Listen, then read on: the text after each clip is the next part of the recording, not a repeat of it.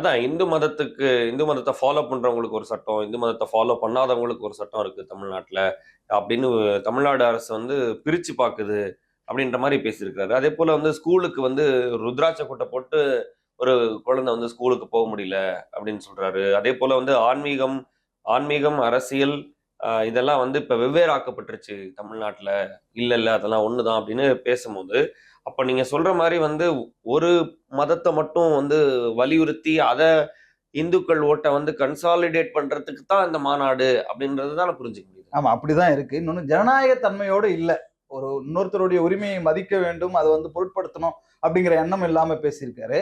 வடமாநிலங்கள்ல இருக்கிற மாரி ருத்ராட்சை அணிந்து போகணும் அப்படிங்கிற அவருடைய உள்ள கிடக்கையை அவர் வெளிப்படுத்திருக்காரு. அப்ப வடமாநிலம் மாரி தமிழ்நாடும் மாறிறணும் அப்படிங்கிறது தான் அவருடைய எண்ணமா இருக்கு. இன்னொரு பக்கமும் வந்து போற போக்குல வந்து விசிக தலைவர் திருமாவளவனையும் அவர் வந்து குத்தி இந்த விபூதிய வச்சு அழைச்சுட்டு போறாரு. ஒரு அந்த விஷயத்த தலைவர் வந்து சொல்லிட்டு. அழிச்சிட்டு போறாரு. அவரு திருப்பி வந்து ஓட்டு கேட்டு வருவாரு உங்ககிட்ட தேர்தல்ல அப்படின்னு வச்சு விடும்போது தட்டி விட்டாருன்னா, அது பிரச்சனை. அவருக்கு அதுல விருப்பம் இல்லன்றது தெரியும். அவருக்கு உடன்பாடு இல்லன்னும் போது அது அதுவும் புகைப்படமாவும் செல்ஃபியாவும் எடுக்கும்போது அது அவங்களுடைய சுதந்திரம் தான் அப்படிங்கிறதுனால அதை இது பண்ணியிருக்காரு.